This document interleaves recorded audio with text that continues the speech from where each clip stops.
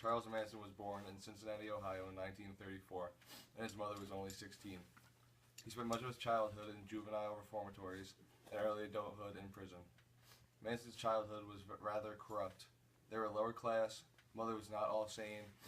In fact, she even tried to sell Manson to a woman who wanted children for a pitcher of beer, and his uncle had to go out and find the woman to get Manson back. According to the California Parole Board, Manson had a history of manipulative behavior and mental activity such as schizophrenia and paranoia delusional activity. At the age of 12, Manson is sent to Gabalt schools for boys for stealing, and for the next 20 years, he was thrown out or ran away from any other reformatories and spent a lot of time in jail.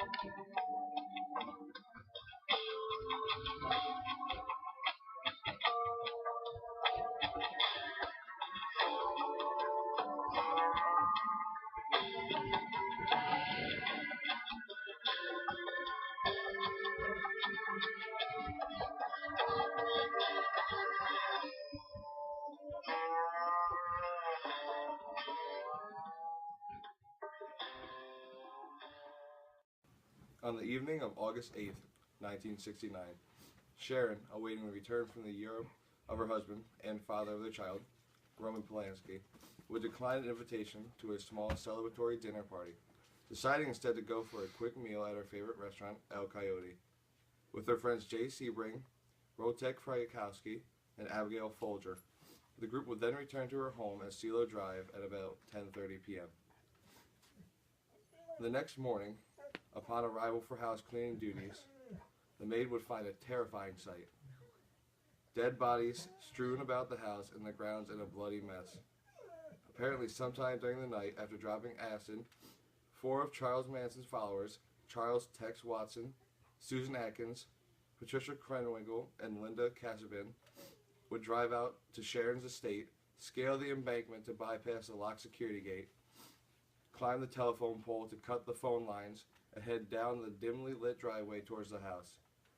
Casabin would remain outside the security gate to keep watch. As the bloodthirsty trio headed towards the house, the first person they would encounter was Steve Parent, a friend of the housekeeper, who was exiting the property in his car. Watson would slash Parent with a knife, shoot him 4 times in the face at close range. It's fairly safe to say that Parent died almost instantly. Poor soul was just at the wrong place at the wrong time. Once they reached the house, they slit a screen and Tex crawled inside after helping the girls. Inside, they herded all the occupants into the living room and lined them up like a firing line in front of the fireplace. A tussle broke out during which Jay Sebring was shot. Everyone then began to struggle and run. Wojciech Frykowski ran out the front door, but was soon caught and subsequently shot twice, stabbed 51 times, and was bludgeoned over the head with more than a dozen strikes with a pistol butt. Though he certainly died fairly quickly, he probably suffered greatly before finally succumbing. Nearby, Folger would attempt to flee out the back bedroom door, but was caught in the lawn when she was stabbed only 28 times and left in a white dress that appeared crimson due to a massive loss of her own blood. Inside the house, Sharon and Jay Sebring were tied together around the necks with a white cord that stretched over a high ceiling beam between them.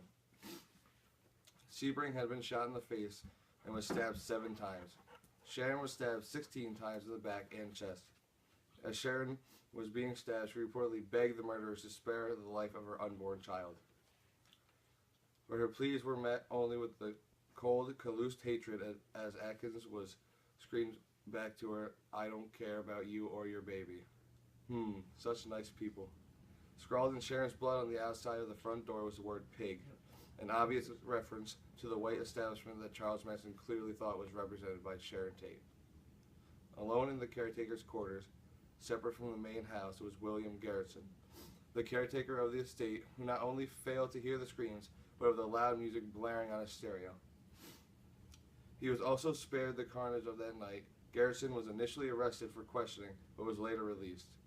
Garrison had briefly met with Steve Parent, the man who was killed near the security gate as he exited, to discuss the sale of a radio.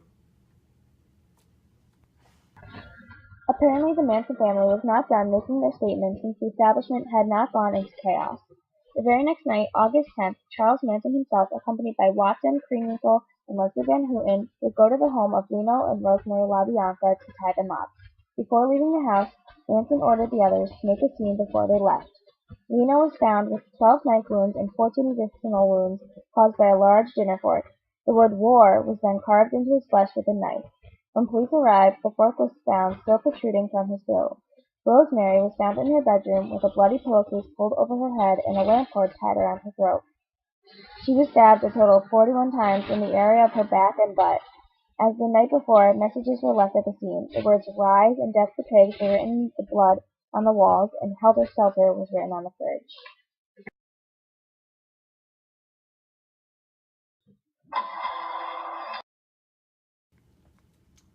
The arrest, but thankfully Manson and his bunch would eventually be nabbed by the authorities. They were arrested when an investigation of a car theft ring inadvertently caught them unaware at the Spahn Ranch, but soon after those charges were dropped, causing Manson, fearing the police were moving in on him, to move his family to the Barker Ranch, in the middle of the Death Valley, where he began to prepare for Helter Skelter, which he thought would signal the beginning of the end. He stockpiled weapons and began training his followers in hand-to-hand combat for the coming showdown. Sounds a bit like that nut in Waco, Texas, huh? Anyway, Manson was finally arrested on October 12, 1969 at the Barker Ranch. The Manson gang were eventually convicted for their crimes against humanity and were sentenced. As for their sentences, all 4 were set for a romantic date with the California gas chamber.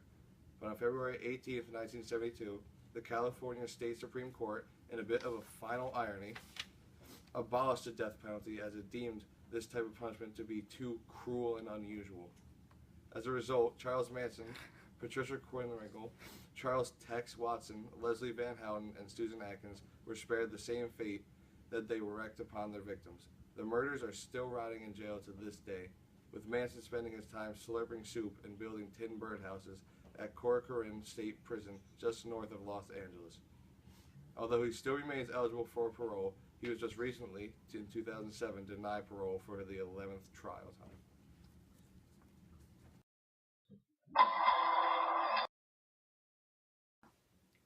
You say you're already dead. Is that right, Charlie? Dead in my mind or dead in your mind? You can define it any way you want to. Everybody's got their own different definition of dead, but my own would be dead is when you are no more, when you no longer exist.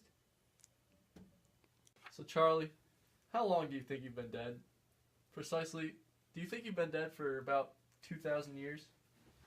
Now, Mr. Bigliosi, 2,000 years is relative to the second we live in. What was Manson's behavior like?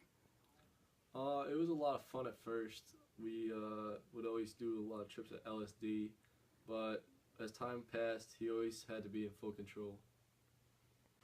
Suffice to say, Department 104 is a long way from Calvary. Isn't that true? The jury in this case never heard a single solitary word you said, Mr. Manson. Are you willing to testify in front of the jury and tell them the same things that you've testified to here in open court today? Objection! Sustained. I've already relieved all the pressure I had.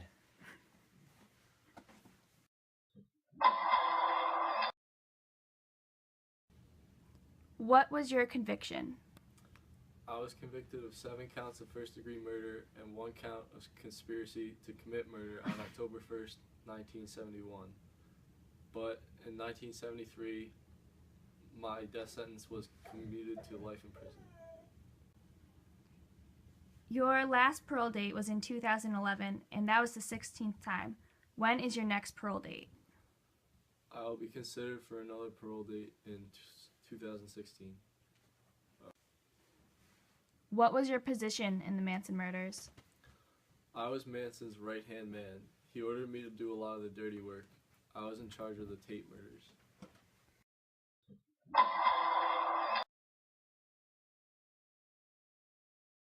Go. Who is Charles Manson, and who is Charles Manson today? Charles Manson is in the air you breathe. He's in everything. He's in the bottom of the ocean. He's as high as the sky. He's nothing and he's everything. No one ever died. He's all death. He is all in the graves, in the present, and the future. There's no such thing. There's only now. He's now. Charles Manson is now. No one ever been here. No one will ever be here.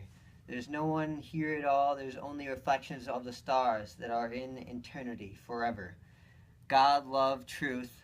Yourself is inside of you.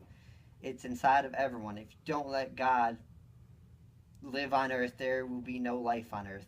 God is all life. Life is all man and the sun. That's all there is. If you can't live, if that is kept by confusion, lies, and distorted, twisted, greedy, lust, passion, ruling the souls of people, media of Wall Street won't let live, then it must fade away. All the money's dying because the people won't give it rights. All the preachers are saying one thing, going in the other direction when no one's looking. It's all darkness. Manson is zero. Does that communicate? Am I communicating correctly? If Mr. Manson is so smart, how could he never be seen showing no remorse or repeat about what happened in the past if he was never going to get the chance to get a release from a parole hearing? Well, everything doesn't hinge on release. Release is in your mind. Prison is a thought. Everyone outside thinks what they think about prison, but everybody in prison has the opposite thought of what everybody thinks outside. There is day and night, and the light and a dark. And in the darkness there are different thought patterns that are in the light. And the graves are different thoughts of the dead, and in the light. Pharaoh never died. He just built a big pyramid and went inside of it. There's an inside and an outside. The inside and the outside. Nothing ever dies because nothing ever lives. Living and dying are two games that are played with time and war. That's money, that's greed, lust, and passion of these humans that call themselves people. And human beings, they're actually just fungus in the universe. Just a piece of dirt floating around in space. I'm not really smart. Everybody is as smart as I am. There's only one mind, and we all have a piece of it. We give it to God, or we take it and run. We're little rabbits running across the universe, or we're stationary temples for God and His will for ATWA. Does that answer your question? I'd like to ask you about the case in '69. Why did you leave the Tate house and go to the La Bianca house the next day? So why did I drive to the La Bianca house? I'll have to search my mind for that. That's like saying, why did you eat an ice cream cone 46 years ago? Yes, but you've always said that you didn't ask anybody to kill anybody. No. So, if you know what happened the first night with your people, why did you drive them to the La Bianca house the It's next a false premise. It wasn't my people. night? I'm sorry, your friends. I don't even use that word. They were just themselves. Whatever they did was their business. I live in the underworld. I don't tell people what I do. They know what to do if they don't know what to do. They don't come around me because I'm very mean. I'm very mean. Do you understand what I'm saying when I say mean? Yes, I understand.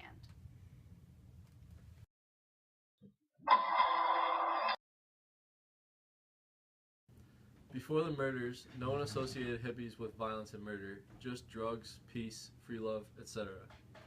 Then the Manson family comes along, looking like hippies, but what they were all about was murder.